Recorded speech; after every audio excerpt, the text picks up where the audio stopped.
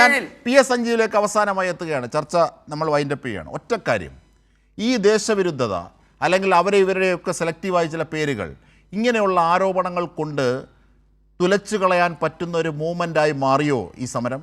അങ്ങനെയാണോ ഈ ഭരണകൂടം ധരിക്കുന്നത്? അവർക്ക് യഥാർത്ഥത്തിൽ അങ്ങനെ ഒരു ധാരണയില്ല, പക്ഷേ പുറത്ത് നടിക്കുന്നത് ഇത്തരത്തിൽ അവരുടെ വിദ്യാർത്ഥി വിഭാഗത്തിൻ്റെ ടൂളൊക്കെ ഉപയോഗിച്ച് അവർ ചെയ്യുന്നത്. പക്ഷേ ഏത് രീതിയിലായിരിക്കും ഈ സമരം ഇനി പൂത്തുലയാൻ പോകുന്നത്? പി എസ് സഞ്ജീവ്, നോക്കൂ, RSSന്റെ വിദ്യാർത്ഥി സംഘടന തന്നെ കേരളത്തോട് വിളിച്ചു പറഞ്ഞിരിക്കുകയാണ്, system is fully corrupt. System കറപ്റ്റാണ്. നോക്കൂ, ആ സിസ്റ്റത്തെ റണ്ണ് ചെയ്യുന്നത് കഴിഞ്ഞ 2014 തൊട്ട് 12 വർഷമായി റണ്ണ് ചെയ്തുകൊണ്ടിരിക്കുന്നത് സംഘപരിവാറാണ്. RSSകാരനായ നരേന്ദ്രമോദിയാണ്. അതേ RSSന്റെ വിദ്യാർത്ഥി സംഘടനാ നേതാവ് ഇവിടെ വന്ന് നമ്മളോട് പറഞ്ഞിരിക്കുന്നു, സിസ്റ്റം ഈസ് കറപ്റ്റ്. ആ സിസ്റ്റം ഈസ് കറപ്റ്റ് ആവാൻ കാരണം എന്താ? ആ സർക്കാരാണ്. ആ സർക്കാരിന് നേതൃത്വം കൊടുക്കുന്നു നരേന്ദ്രമോദി, ആ സർക്കാരിന് നേതൃത്വം കൊടുക്കുന്നു RSS. ആ വിദ്യാർത്ഥി സംഘടനയാണ് ABVP. ആ ABVPക്ക് തന്നെ ഈ അഭിപ്രായം ഉണ്ടെങ്കിൽ പിന്നെ എന്താണ് ഇവിടെ രാജ്യത്തുള്ള മറ്റ് ജനാധിപത്യ വിദ്യാർത്ഥി സംഘടനകൾക്കും ജനങ്ങൾക്കും മറ്റെന്തായിരിക്കും വ്യത്യസ്ത അഭിപ്രായം? അപ്പൊ നമ്മൾ മനസ്സിലാക്കി, അങ്ങ് പറഞ്ഞ കാര്യമാണ്. ഞാൻ അങ്ങയുടെ വാക്കിൽ നിന്ന് ഒരു വാക്ക് കൂട്ടിയിട്ടില്ല. അങ്ങ് പറഞ്ഞ വാക്കിൽ നിന്ന് ഒരു വാക്ക് ഞാൻ കൂട്ടിയിട്ടില്ല. അങ്ങ് പറഞ്ഞ വാക്കിൽ നിന്ന് ഒരു വാക്ക് ഞാൻ കൂട്ടിയിട്ടില്ല. അങ്ങ് പറഞ്ഞ വാക്കിൽ നിന്ന് ഒരു വാക്ക് ഞാൻ കൂട്ടിയിട്ടില്ല. അങ്ങ് പറഞ്ഞ വാക്കിൽ നിന്ന് ഒരു വാക്ക് ഞാൻ ആഡ് ചെയ്തിട്ടില്ല. എന്നെ പറയാനുള്ള അവസരം പൂർത്തീകരിക്കും. അങ്ങ് ഇപ്പോൾ വിളിച്ചുകൊണ്ടിരിക്കുന്ന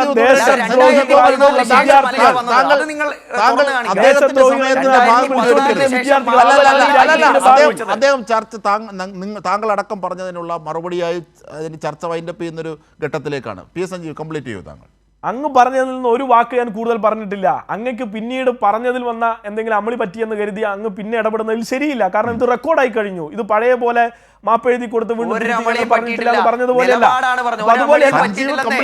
പക്ഷെ നിങ്ങൾ പറയുന്നു 2014 ശേഷമാണ് ഇത് വന്നതെന്ന് പറയുന്നു. അവിടെയാണ് അംഗീകരിക്കാൻ പറ്റാത്തത്. ആ ചക്രവാണി എന്തോ ഉയർത്തുന്നു. സഞ്ജീവിലേക്ക് വരാം. ചക്രവാണി പെട്ടെന്ന്, സെക്കൻഡുകൾ. ഒരൊറ്റ മിനിറ്റ് അജീഷ്, ഒരു മിനിറ്റ്. ഏറ്റവും പ്രധാനപ്പെട്ട കാര്യം എനിക്ക് BJPയോട് പോലും പറയാനുള്ളത്, ഇത് നിങ്ങളെ സംബന്ധിച്ചിടത്തോളം ഒരു സുവർണ അവസരമാണ്. ഈ പ്രതിപക്ഷത്തെ ചർച്ചയ്ക്ക് വിളിച്ചുകൊണ്ട് ഈ പറയുന്ന മന്ത്രിയെ രാജിവെപ്പിച്ചുകൊണ്ട് ഈ പ്രശ്നത്തിൻ്റെ സെറ്റിൽ ചെയ്യുകയും അടുത്ത ഘട്ടത്തിലേക്ക് പോവുകയും വേണം. അല്ലെങ്കിൽ സംഭവിക്കാൻ പോകുന്നത് എന്താണെന്ന് വെച്ചാൽ 2022 ശ്രീലങ്കയിലും 2024 ബംഗ്ലാദേശിലും 2025 നേപ്പാളിലുമൊക്കെ സംഭവിച്ച കാര്യങ്ങൾ നമ്മുടെ ഓർമ്മയിലുണ്ട്. യഥാർത്ഥത്തിൽ ഇത്തരത്തിൽ ഇന്ത്യയിൽ സംഭവിച്ച ഏറ്റവും പ്രധാനപ്പെട്ട കുഴപ്പമെന്ന് പറയുന്നത് പ്രതിപക്ഷത്തെയും പ്രതിപക്ഷത്തിൻ്റെ പാർട്ടികളെയും അവരുടെ കൺസേണുകളെയും ഒക്കെ അവഗണിച്ചുകൊണ്ട് നിങ്ങൾ മുന്നോട്ട് പോയതാണ് പലപ്പോഴും പല രാജ്യങ്ങളിലും അരാജകത്വവാദികളുടെ പ്രതിഷേധം ഉയരാനിടയായത്. അത് യഥാർത്ഥത്തിൽ ഇന്ത്യയിൽ ഇപ്പം ഇല്ല. കാരണം എന്ന് വെച്ചാൽ പ്രതിപക്ഷം അതിൻ്റെ കോൺഗ്രസ് തന്നെ അതിൻ്റെ നെടുനായകത്വവും ഇടതുപക്ഷ പാർട്ടികളും ഒക്കെ ഏറ്റെടുത്തുകൊണ്ട് അപ്പോൾ അവരോട് ചർച്ച ചെയ്തുകൊണ്ട് ഈ പ്രശ്നം പരിഹരിക്കാൻ നോക്കൂ എന്നുള്ളതാണ്. ഇത് തന്നെയാണ് അവരുടെ ഉദ്ദേശം. ചക്രവാണി സാർ, ഇത് തന്നെയാണ് അവരുടെയും ഉദ്ദേശം. ഇവിടെ പാർലമെന്റ് സെഷൻ നടക്കുകയാണ്. ഇവർ എന്തുകൊണ്ട് പാർലമെന്റിലേക്ക് വരുന്നില്ല? ഇത് ചർച്ചയ്ക്ക് വിധേയമാക്കാൻ ഇവർ ഒരുങ്ങുന്നില്ല. പാർലമെന്റ് ആക്രമിക്കാൻ നിൽക്കുന്നവരുടെ കൂട്ടുകയാണ് ഇന്നത്തെ ചെയ്തുകൊണ്ടിരിക്കുന്ന കർത്തവ്യം. ചർച്ച ചെയ്യാൻ തയ്യാറാണല്ലോ. വലിയ അവസരമാണല്ലോ. മൺസൂൺ സെഷൻ നടന്നുകൊണ്ടിരിക്കുകയാണ്. പറയാനാണെങ്കിൽ 1 മണിക്കൂർ എടുക്കും. ആ തുടക്കം മുതലുള്ള ഓരോ സംഭവത്തിലെ അസഹിഷ്ണുത. ഇന്ത്യയിൽ ഏറ്റവും ലോകത്ത് തന്നെ ഏറ്റവും കുറവ് പാർലമെന്റ് വിളിച്ചു ചേർക്കപ്പെടുന്ന നാടായി ഇന്ത്യ മാറുന്നതിന്റെ സൂചന ഉണ്ടായത് 2014 ശേഷമാണ്. അതിന്റെ കണക്ക് തന്നെ എടുത്തു നോക്കിയാൽ ഗൂഗിളിന് ഈ ഉത്തരം കിട്ടും. ഗൂഗിൾ പറഞ്ഞുകൊണ്ടിരിക്കുന്ന കാര്യത്തിന് വിളിച്ചു ചേർക്കപ്പെടുന്ന സമയങ്ങളിൽ കേട്ടോ, ഒന്നിനും ചർച്ച ചെയ്യാറില്ല. ഒരു ചർച്ചയും ചർച്ചകൾ തയ്യാറാവാത്ത ഗവൺമെന്റാണ് നിങ്ങൾ.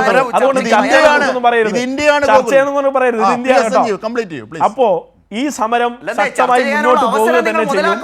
ധർമ്മേന്ദ്ര പ്രധാൻ രാജിവെക്കുന്നത് വരെയാണ് സമരം. ഈ പറഞ്ഞ നാഷണൽ ടെസ്റ്റിംഗ് ഏജൻസി പിരിച്ചുവിടപ്പെടണം. 21 വിദ്യാർത്ഥികൾ അവരുടെ ആത്മഹത്യ, അവരുടെ കുടുംബങ്ങൾക്ക് നഷ്ടപരിഹാരം നൽകണം.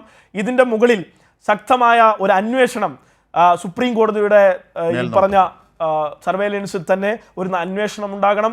കൃത്യമായിട്ടുള്ള ഒരു വിദ്യാഭ്യാസ ഘടന പടുത്തുയർത്താൻ കഴിയുന്ന രൂപത്തിൽ എല്ലാ സംസ്ഥാനങ്ങളിലേക്കും ഈ നീറ്റ് പരീക്ഷയുടെ നടത്തിപ്പ് അവകാശം തിരികെ നൽകണം. ഡീസെൻട്രലൈസ് ചെയ്യപ്പെടണം.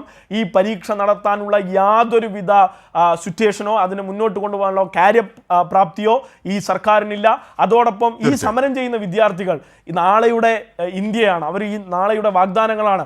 അവരെ രാജ്യദ്രോഹികൾ എന്ന് വിളിക്കുന്ന ഒരു വിദ്യാർത്ഥി നേതാവിന് ഒരിക്കലും ഭൂഷണമല്ല. അങ്ങ് തിരുത്തണം. രാജ്യദ്രോഹികളല്ലവർ, അവർ വിദ്യാർത്ഥികളാണ്, നിങ്ങളുടെ സഹോദരങ്ങളാണ്, നിങ്ങൾ പറയൂ, അവർ ഈ ആരാണ് നാടിനു കാസിം വേണ്ടി റസൂൽ പോരാടുന്നവരാണ്. ആരാണ്? ഇതാരാണ്? അങ്ങ് പറയുന്നത് സജീവ് പറയൂ, അങ്ങേയറ്റം ആരാണ്? തെറ്റായ നിലപാടാണ്. അതോടൊപ്പം ഇത് അവസാനിപ്പിച്ച് സിമിയുടെ നേതാവാരാണ്? സ്വാതന്ത്ര്യ സമര സേനാനിയെ കുറിച്ച് ഇത്തരം സവർക്കറും ഗോഡ്സെയും ഹെഡ്ഗവാറുമാണോ സ്വാതന്ത്ര്യ സമര സേനാനി? അല്ല പിന്നെ ഗോകുലെ നിങ്ങളുടെ നേതാവ് സവർക്കറും ഹെഡ്ഗവാറും ഈ പറഞ്ഞ വീർ സവർക്കർ ഇവരൊക്കെയാണോ സ്വാതന്ത്ര്യ സമര സേനാനി? അതിനെ കുറിച്ചൊന്നും കൂടുതൽ പറയിപ്പിക്കരുത് കേട്ടോ. രാജ്യത്തെ ഒറ്റിയവരാണ് നിങ്ങളൊക്കെ. അതുകൊണ്ട് ആ വർത്താനൊന്നും ഇങ്ങോട്ട് വേണ്ട. നിങ്ങൾക്ക് അതിനുള്ള ഒരു യോഗ്യതയും ഇല്ല, ഒരു യോഗ്യത RSS ഇല്ല, ABVPക്കും ഇല്ല, ഒരു യോഗ്യതയില്ല. എന്തോ ഈ രാജ്യത്ത് ഏതൊരു കുട്ടിക്കും രാജ്യവിരുദ്ധരാണ് നിങ്ങൾ.